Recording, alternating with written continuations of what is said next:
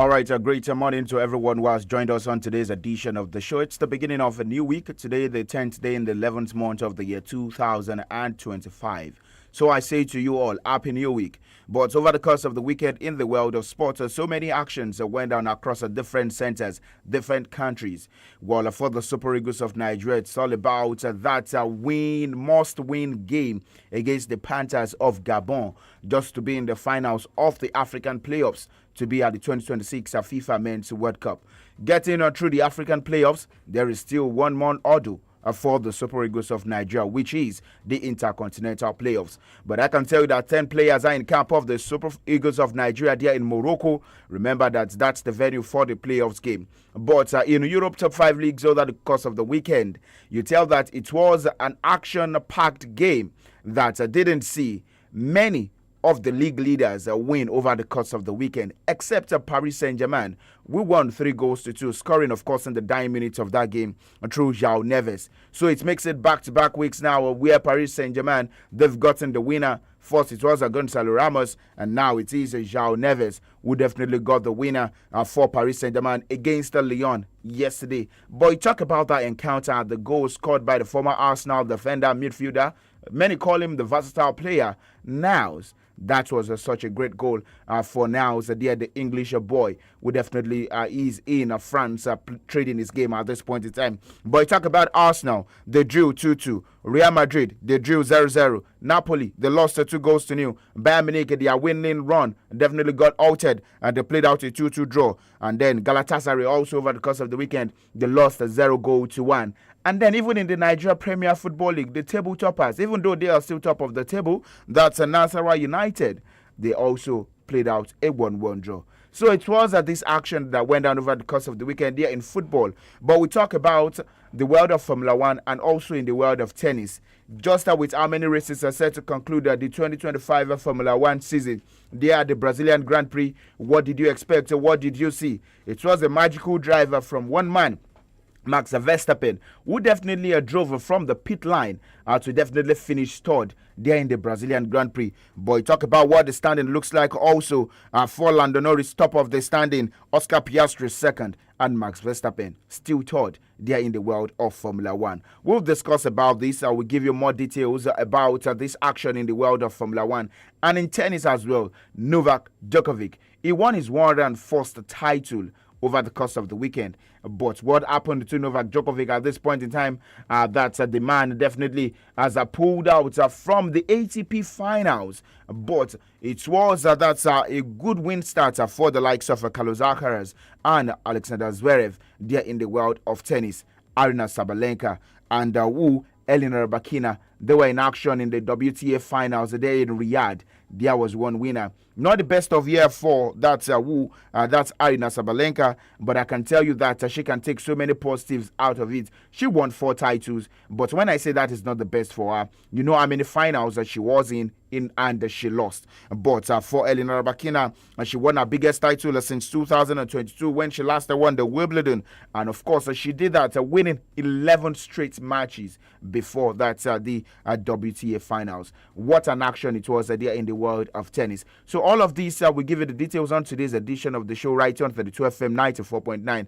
As you know, the tradition has it. Now we have the BBC Premier League update, and definitely we will join them to get reaction from all the actions that went down there in the English Premier League yesterday from the game at the Etihad Stadium, where of course it was all Manchester City defeating Liverpool by 3-0. Well, so many people have asked, was that goal supposed to be ruled out? The goal scored by Virgil van Dijk in the 37th minute. Well, rightfully so, because Robertson, the Scottish international, has obstructed the view of Ginialugi Donnarumma just because he is or he was in an offside position. But you also talk about the other actions that went on in the English Premier League. You had Aston Villa defeated Bournemouth 4-0. Brentford defeating Newcastle by 3-1. Crystal Palace and Brighton 0-0. Nottingham Forest under Sean Dyche defeating Leeds United. And then you talk about the worries for Leeds United at this point in time, their relegation struggle. But you talk about Arsenal, they are at the Stadium of Light over the course of the weekend.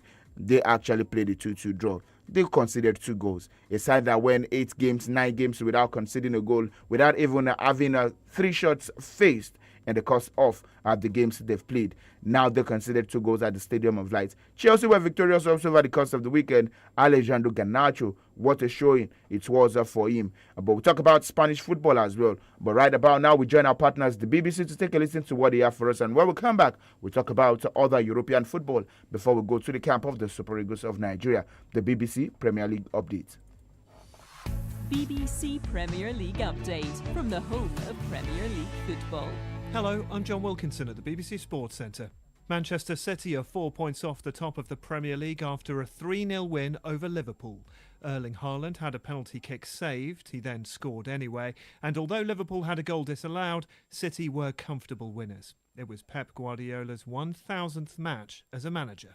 For me, it has been so special to make the 1,000 games in front of my family and especially against Liverpool. I have a huge respect for that club. Incredible, battles for many years, and I think was nice. The universe dictate, okay, your game has to be against them. I think could not be perfect. As for Slot, he was frustrated that Virgil van Dijk's header was ruled out at 1-0 down because Andy Robertson was apparently interfering with play whilst standing offside. I can't agree with the decision being made on that 1-1 because for me that's a goal. I was also a bit surprised because the first thing you do if you score a goal, you look at the linesman and think, okay, is he going to raise his flag? And that took him, that I saw afterwards, 14 seconds before he raised his flag. Aston Villa won 4-0 against Bournemouth, their 4th consecutive home win in the league. Brentford were 2-1 winners over Newcastle. Crystal Palace and Brighton drew 0-0. And Sean Dyche has his first win as the Nottingham Forest boss. They beat Leeds 3-1. Very pleased for everyone concerned. But the players have spoken openly about they've been through a lot. Players get rewarded for what they do, but it's a lot as a player. Different managers, different cultures, different environments, different ways of working. And they've accepted how we're doing things. And for more football news from the BBC, go to bbc.com/football. BBC Premier League update from the home of Premier League football.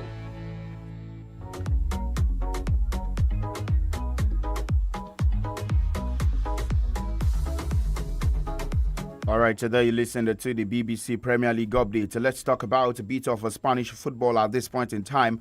Robert Lewandowski hit a hat-trick to help Barcelona build a set of Vigo. And that's 4-2 yesterday in the Spanish La Liga, and cut Real Madrid lead down to 3 points. Well, I told you Real Madrid, they actually played out 0-0 over the course of the weekend as well. But in Italian football as well, for Inter Milan, definitely they took advantage after Napoli lost 2-0 over the course of the weekend.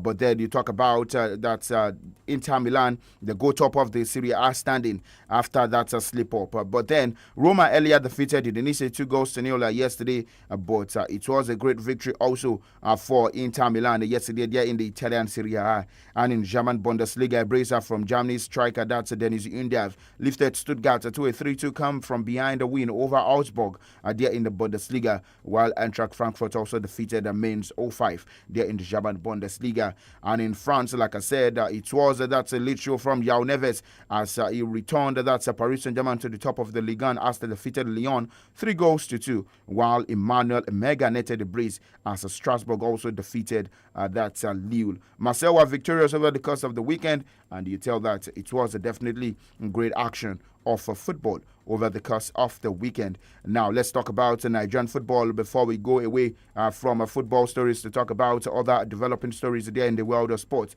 For the camp of the Super Eagles of Nigeria, well, we have 10 players in camp, but just at this one, let's see or let's listen to the emotions by Victor James Osimhen, whom of course after their defeat over the course of the weekend, well, this was him addressing a few people who definitely wanted autograph and also pictures with Victor James Osimhen. I have to travel, please. What do you think about the offside position?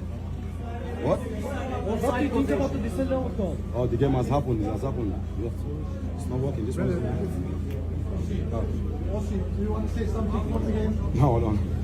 He's moved. I moved on from that now. Now I focus on my national team. All right, today you listen to the words of Victor James Osimhen. Now he definitely focuses on his that's a national team. All right, let's talk about the Super Eagles of Nigeria. For the players in camp of the 3-time African champions who definitely are hoping to be at the FIFA Men's World Cup.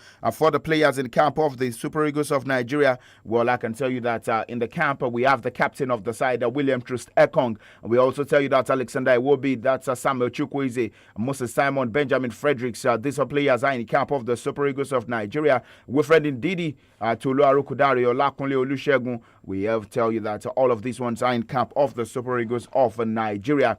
Yes, and most of the 15 remaining players are expected to resume later today as the 3-time African champions get in the mood for a potentially explosive playoff semi-final clash with the Panthers of Gabon. They are the Complex Sportif Prince Elia Mouli Alassane Stadium. That's later on Thursday, 5 p.m. Nigerian time. That is when the game is set to go down. But let's leave our football stories now and talk about tennis stories on the show this lovely morning. Well, in the world of tennis, we tell you that American teenager Lena Tien, well, he won his first title that was on the last day of the ATP regular season, beating Cameron Norris 6-3, 3-6, 7-6 in March. So that was on Saturday. And then for Novak Djokovic, he edged that's Lorenzo Musetti coming from behind the 4-6, 6-3, 7-5 to win that's an ATP title there in Athens is 101st. But what happened to Novak Djokovic also? Well, he pulled out that's of the ATP finals with a shoulder injury. That's the 38-year-old, and he has been replaced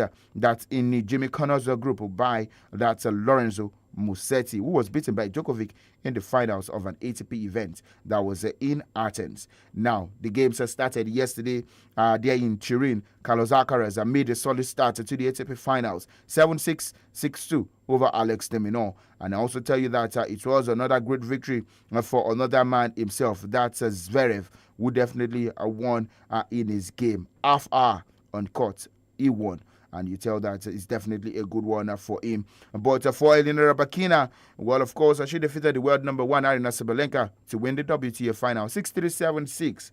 That was the victory for her there in Riyadh. Well, she bettered her performance against Aryna Sabalenka there. And lastly, in the world of Formula One, Lando Norris. This man extended his lead in the Drivers' World Championship at 224 points ahead of his teammates, that's Oscar Piastri, still of the McLaren, with a well-judged victory in the dramatic Sao Paulo Grand Prix. But Red Bull's Max Verstappen stole the show by racing from pit line start to finish third.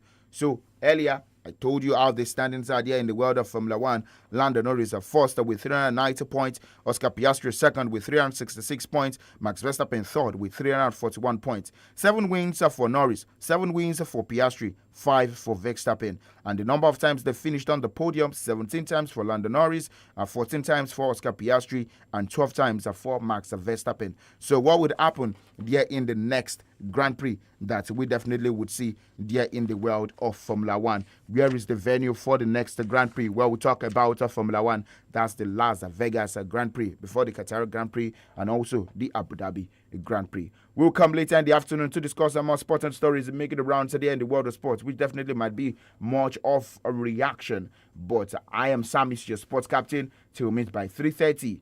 Coming up next is Papa Vendor on the hour mark. I do enjoy the rest of your day.